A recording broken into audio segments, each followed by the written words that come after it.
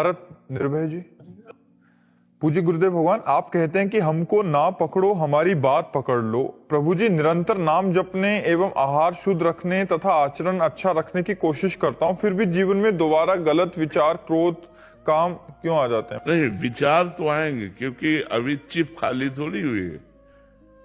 आज हम डिलीट करना शुरू किया है और लाखों मैसेज काम के हैं, लाखों मैसेज क्रोध के हैं, गंदी बातों के, गंदे विचारों के हैं। तो हम जैसे जैसे जपते राधा राधा राधा, वो निकल रहे हैं और अनेक जन्मों के हैं। इसलिए हमें लंबे समय तक इस गंदगी को साफ करना होगा। हमें लड़ाई लंबे समय तक लड़नी होगी, ये 10-5 दिन में खत्म नहीं होगी। हमें लंबे समय तक लड़नी होगी। राधा राधा राधा राधा, धैर्य पूर्वक चलें तो गंदे विचार आ नहीं रहे, ये गंदे विचार जा रहे हैं। जो हमारे मन में भरे हुए हैं वो जा रहे हैं। हमें ऐसा सोचना चाहिए, बिल्कुल घबराने की जरूरत नहीं है। बस अच्छा भोजन, पवित्र और अच्छे आचरणों को संभालते रहो तो धीरे धीरे मन निर्मल होने लगेगा। निर्मल कैसे होगा? जब हम कपड़ा धोते तो गंदगी दिखाई देती कि नहीं? जब हम झाड़ू लगाते हैं तो गंदगी दिखाई देती कि नहीं? ऐसे मन में झाड़ू लग रही है, अब मन निर्मल हो रहा है तो गंदगी वो सब दिखाई देती है। आप देखो, भजन में जब बैठते हो तब ज्यादा मन चंचल होता है। भजन में जब बैठते हो तो ज्यादा प्रपंच की गंदी बातें लाता है, और भजन ना करो तो ऐसा लगता है कि थोड़ा शांति सी है। और जहां भजन में बैठो तहां वो उद्दंडता शुरू कर देता है। वो उद्दंडता शुरू नहीं करता, उसकी भरी हुई उद्दंडता बाहर निकलती है। मन खाली होता है क्योंकि भजन जो है वो अंदर सफाई कर रहा है तुम्हारे हृदय की। तभी तो निर्मल जन मन सो मोहि पावा, मोहि कपट छल छिद्र न भावा। मन निर्मल है तो भगवान की प्राप्ति हो जाती है। तो मन निर्मल कैसे होगा? जितना हम भजन करते हैं उतना ही मन निर्मल होता है, यदि हम गंदगी बटोरे ना। अब जैसे पोछा लगाया और खिड़कियां खुली रह गई और आंधी चली तो फिर और गंदा हो गया। तो ऐसे ही नाम जप किया और फिर गंदा भोजन कर लिए, गंदे आचरण कर लिए, गंदा दृश्य देख लिया, गंदा मनोरंजन कर लिया, वो फिर कूड़ा करकट भर गया। भरने ना पावे और निकलने दो तो और गंदी गंदी बातें निकलेंगी। मन गंदा करेगा, एकदम ऐसा लगेगा कि इतना गंदा तो हमने कभी नहीं सोचा।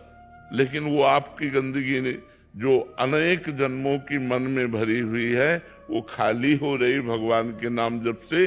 धैर्य पूर्वक नाम जप करते रहो, उससे लुभायमान होकर कोई कार्य मत कर बैठना। जो मन गंदगी फेंक रहा है उससे प्रभावित होकर कोई क्रिया मत करना, तो धीरे धीरे मन निर्मल हो जाएगा। शेखर जी सहारनपुर से। श्री हरिवंश महाराज जी। महाराज जी, धामवास कब और कैसी स्थिति में आने पर करना चाहिए? धामवास अपने बस की बात थोड़ी है। जिनको वृंदा विपिन है, कृपा तिन्ह की होए। वृंदावन में तबे तो रहन पाइए सोए। जिनका वृंदावन है वो किशोरी जो कृपा करें, प्रिया जो कृपा करें, तब जीव वृंदावन वास कर पाता है। और जब कृपा हो जाए तब वृंदावन वास कर लेना चाहिए। जैसे घर पे जिम्मेदारियों में तो ऐसा लगता है कि धामवास जाएंगे तभी भगवत प्राप्ति हो। गुरुदेव तो धाम का आश्रय लेकर अपनी जिम्मेवारियों को पूरा कीजिए। ये जब तक ये सब दिखाई देता है ना, तब तक बात अलग हो। जब धाम की लगन लग जाएगी ना, तो एक ही बात दिखाई देती है, मुझे वृंदावन वास करना है, दूसरी बात नहीं। जब तक दूसरी बात दिखाई दे रही तो उसको पूरा करो। अपना कर्तव्य मान करके धाम का भरोसा रखो, आश्रय रखो, नाम जप करो, लाडली लाल की लीलाओं का गायन करो, अपने परिवार के जो कर्तव्य हैं उन कर्तव्यों को पूरा करो। ऐसा लगता है कि वहां रहेंगे तो भगवत प्राप्ति नहीं हो पाएगी, धाम में रहेंगे। वैसे हम आपको बताएं, भगवत प्राप्ति कहीं कहीं भी रहो निश्चित हो जाएगी यदि भजन हो रहा है। तो अगर यहाँ भी कर्म बिगड़ गए तो सुअर कुत्ता पशु पक्षी बनना पड़ेगा। वृंदावन के बनोगे पर बनोगे वृंदावन के ही, पर बनना पड़ेगा। तो भजन से वृंदावन बसिके इतनो बड़ो सयान, जुगल चरण के भजन बिन निमिष न दीजे जान। निमिष कहते हैं पलक झपकने को। वृंदावन वास करके सबसे बड़ी प्रवीणता चतुरता इसी बात में है कि 1 सेकंड का भी समय प्रिया प्रीतम के भजन से ना जाए।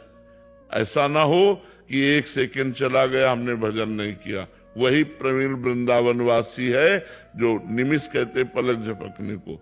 इतने समय के लिए भी प्रभु को ना भूले, हर समय प्रभु का भजन करे।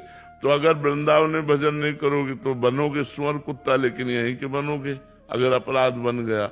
और बाहर भजन करोगे तो वृंदावन में आ जाओगे, दिव्य शरीर धारण करके भगवान के धाम की सेवा में आ जाओगे। प्रधानता भजन की है। जो वृंदावन वास करके मनमानी गंदे आचरण करते हैं वो प्रिया प्रीतम तक पहुंच पाएंगे क्या? नहीं पहुंच पाएंगे। तो इसलिए प्रिया प्रीतम तक पहुंचने के लिए भजन अनिवार्य है। तो जहां भी रहो भजन करो, अपने कर्तव्य का पालन